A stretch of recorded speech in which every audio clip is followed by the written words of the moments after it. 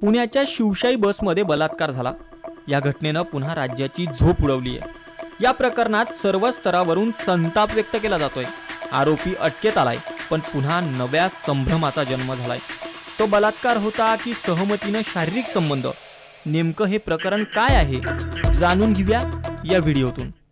पुण्यात स्वारगेट बस स्थानकावर झालेल्या अत्याचार प्रकरणानं पुन्हा लाडक्या बहिणींच्या मनात धडकी भरली आहे। नराधम दत्ता गाळेनं त्याच्या शब्दात अडकवलं। अंधाराच्या ठिकाणी एका उभ्या शिवशाही बसमध्ये नेत पीडितेवर जबरदस्ती केली। पीडितेनं केलेल्या तक्रारीनंतर पोलिसांच्या तपासाची चक्र जोरदार फिरू लागली। पोलिसांच्या अथक परिश्रमांना अखेर यश आलं आणि त्यांनी आरोपी दत्ता गाळेच्या मुसक्या वळल्या। शुक्रवारी शिवाजीनगर न्यायालयात हजर केल्यानंतर आरोपीला 12 मार्च पर्यंत पोलीस कोठडी सुनावण्यात आली आहे। यावेळी आरोपीचं वकीलपत्र घेतलेल्या वकिलांनी युक्तिवाद केलाय, ज्यामुळे या प्रकरणाला एक नवीन वळण मिळण्याची शक्यता आहे।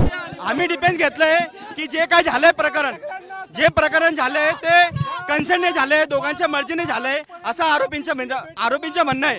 आणि 12 तारखेपर्यंत पोलीस कस्टडी मिळालेली आहे पोलिसांना।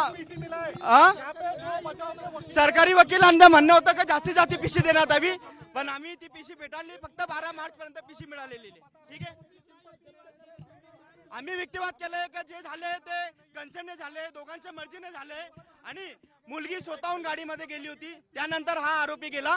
आरोपीचं म्हणणं असं आहे की दोघांच्या मर्जीने संबंध झालेले आहेत, त्याने बलात्कार केलेला नाहीये असं आरोपींचं म्हणणं आहे।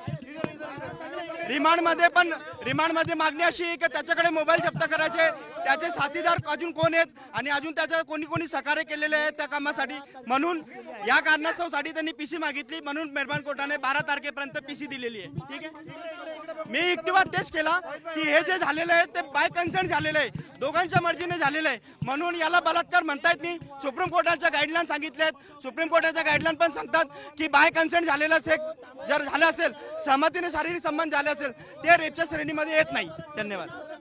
ॲडव्होकेट साजिद शाह माझे नाव। तो अत्याचार नव्हता, मुलगी स्वतःहून बसमध्ये गेली, दोघांची सहमती होती असा थेट माध्यमांसमोर वकिलांनी बोलून दाखवलाय। गृहराज्यमंत्री योगेश कदम यांच्या वक्तव्यानंतर रुपाली ठोंबरेंच्या वक्तव्यानंही चांगलीच खळबळ उडवली। अशा वेळेला तिथे कुठलीही हाणामारी, तिथे कुठलेही आर्ग्युमेंट, तिथे कुठलेही फोर्स असं घडलेलं नाही। जे काय घडले ते अतिशय शांततेने घडून ते झालेलं आहे आणि त्यामुळे कोणी अलर्ट राहायचं तिथे म्हणजे किंवा तिथे ओरडाओरड चाललेली आहे, हाणामार झाली असं काहीच घडलं नाही।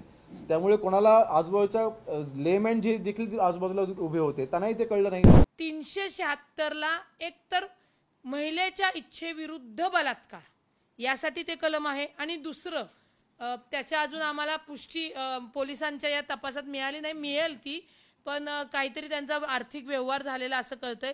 जर या सगळ्या गोष्टी झाल्या असतील तर हा बलात्कार नाहीच आहे, पण हा बलात्कार नाहीये तर आधीच पुणे शहराची बदनामी झाली। पुणे शहरामधलं पुणे शहरातले पालक हादरून गेले। आता कुणी घरातील आपल्या बायकोला बहिणीला पाठवणार नाही बस स्टँडवर, हे काय आहे? हा, याच्यामध्ये एक आहे आगार व्यवस्थापनाचा भोंगळ कारभार समोर आला। पीडितेवर झालेला अत्याचार हा मानवतेला काळीमा फासणारी गोष्ट आहे। नराधम दत्ता गाळेला कठोर शिक्षा व्हावी अशी सर्वसामान्यांकडून मागणी जोर धरते, पण राजकीय वक्तव्य आणि आरोपीच्या वकिलांनी केलेल्या युक्तिवादानंतर या प्रकरणाला वेगळं वळण तर मिळणार नाही ना? तुम्हाला काय वाटतं? कमेंट बॉक्समध्ये नक्की कळवा।